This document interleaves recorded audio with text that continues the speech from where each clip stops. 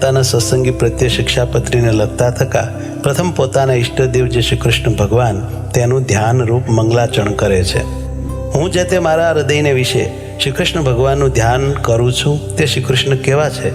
તો જેના ડાબા પડખાને વિશે રાધિકાજી રહ્યા છે અને જેના વક્ષસ્થળને વિશે લક્ષ્મીજી રહ્યા છે અને વૃંદાવનને વિશે વિહારના કરનારા છે અને વૃત્તાલય ગામને વિશે રહ્યા એવા જે સહજાનંદ સ્વામીજી અમે જે તે નાના પ્રકારના જે સર્વે દેશ તેમને વિશે રહ્યા એવા જે અમારા આશ્રિત સર્વે સત્સંગી તેમને ઉદ્દેશીને શિક્ષાપત્રીને લખીએ છીએ.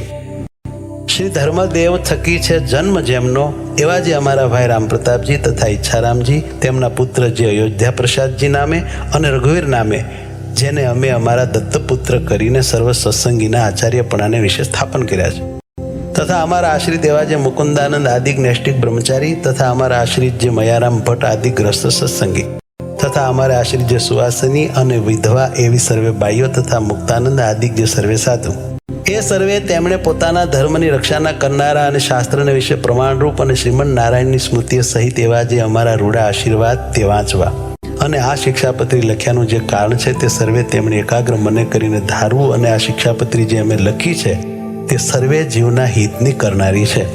અને શ્રીમદ ભાગવત પુરાણ આદિક જે સત્શાસ્ત્ર તેમણે જીવના કલ્યાણને અર્થે પ્રતિપાદન કર્યા એવા જે અહિંસા આદિક સદાચાર તેમને જે મનુષ્ય પાળે છે તે મનુષ્ય જે તે આલોક ને પરલોકને વિશે મહાસુખિયા થાય છે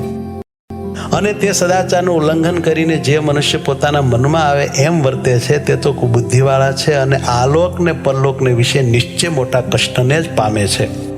તે માટે અમારા શિષ્ય એવા જે તમે સર્વે તેમણે તો પ્રીતિય કરીને આ શિક્ષાપત્રીને અનુસરીને જ નિરંતર સાવધાનપણે વર્તવું પણ આ શિક્ષાપત્રીનું ઉલ્લંઘન કરીને વર્તવું નહીં.